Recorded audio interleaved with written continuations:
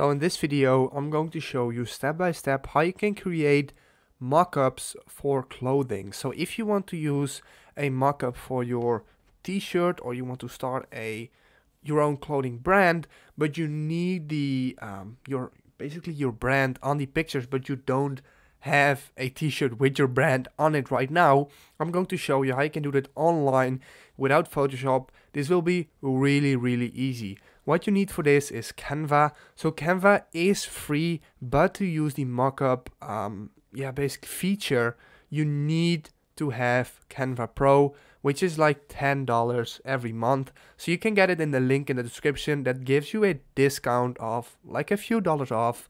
And what you need to do then, you want to go to Canva and create a new design. We can basically select any file type we want. That really doesn't matter. So let's do a presentation just like that.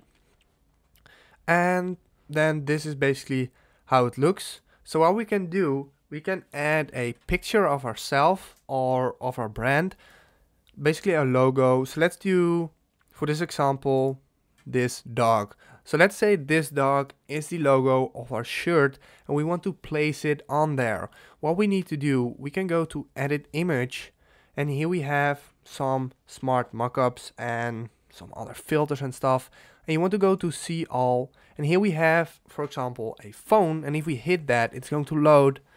And let's see, as you can see now it's on a phone. So let's Control Z, and let's do that again with a t-shirt. So here we have a hoodie or a t-shirt, but we have way more, like laptops, business cards, frames, even more. Here we have t-shirts with people. So let's do this one, and as you can see, let's make this a little bit bigger.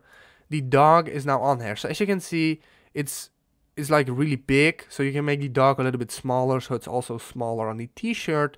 But this is basically how it looks, and I think this looks extremely, basically extremely realistic. Like, I don't see that this is fake, that this is an online mock-up. So here we have more hoodies, we have mugs, we have